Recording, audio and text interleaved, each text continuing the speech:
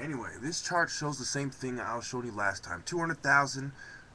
You have the people over here, which are the real people God is talking about in the Bible, the descendants of Adam. Anyway, well, everyone is, but these are the main ones who look like him, and I'll explain why. So these people migrate over here, 100,000. They go past India by 70,000 years ago.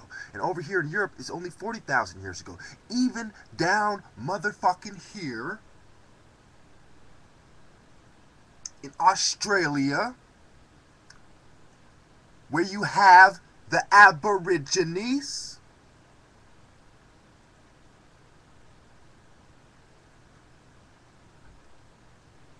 it was 50,000 years ago. Now, notice it's 15,000 years ago by the time you get to Alaska. And I go on. And this map shows you, remember, keep in mind that on top you have Morocco, Algeria, Tunisia, Libya, Egypt, right? And then below it you got Somalia and Sudan and Ethiopia in the East African region, right? And over here in the Central African region, you got Chad, the Central African Republic, Niger, Nigeria, and the people were passing through Sudan to get there. So, this is why it works out like this. This is what proves my point. The Igbos aren't just one tribe. There are many tribes, a nation of people that mix together, and they share the common language and custom and women as well. Now, we start over here in Egypt. Upper and lower Egypt. But for the sake of this video, to keep it simple, because they're reversed in history, we're going to say the top part of Egypt and the bottom part of Egypt and Nubia. The bottom part of Egypt and Nubia, these people were more black. And they migrated, and this is where the knowledge really comes from, where Menzies comes from, etc., etc. They migrated down this way, followed it over here from the Nile. You have the White Nile and the Blue Nile, right? And they followed that over here to Ubangi.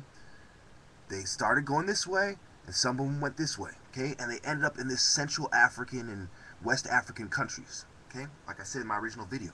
Then the Bantu people and the language group, who were already mixing with many people, went down this way and mixed with all these people and shared similar trade routes and paths that the Jews did. And when they talk in the Bible, they talk about the path. The paths were through Africa, to and from. Thank you very much.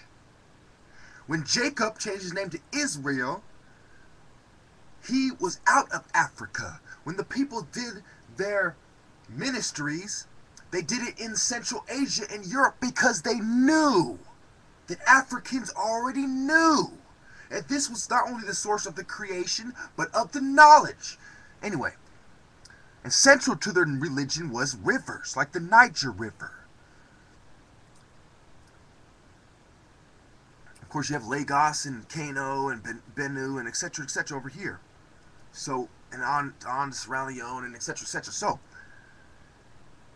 the Lemba tribe went down this way, like I said. The Ethiopian Jews are over here. They proved their DNA as well, on and on. So you now understand what the relevance of the R1B migration this way is, the relevance of the migration of the Lemba tribe, the relevance of the Ethiopian Jews, and the relevance of the greater Jewish concentration of people being in Africa. Where did Joseph bring his family to? After they had tricked him and thrown him in a well, where did they bring him? Abraham, Isaac, Jacob, Joseph, the Ishmaelites, the caravan that his brothers betrayed him to and sold him to the Ishmaelites to be brought to Egypt, where he rose up the ranks from a prisoner to viceroy and pharaoh. You could consider. He rose the ranks through interpretation of dreams, signs, and symbols. Whew. While the ancestors of the Arabs were over here on the Arabian Peninsula and in Saudi Arabia, mostly in the parts of the Bible that were irrelevant to the bloodline of the Jews or the ancient Egyptians. That's why they rode camels into Egypt and not walked into Egypt, because before they rode camels, they were separated from the ancient Egyptians, who said this is Kemet, the Black Land. Anybody who's been in any kind of racist situation knows that, hey, that's the blacks' table. That's the blacks' clothes. That's the blacks' food. This is the black lineup in prison. That's the black gang. Okay? It can refer to the territory controlled by the people. Thank you.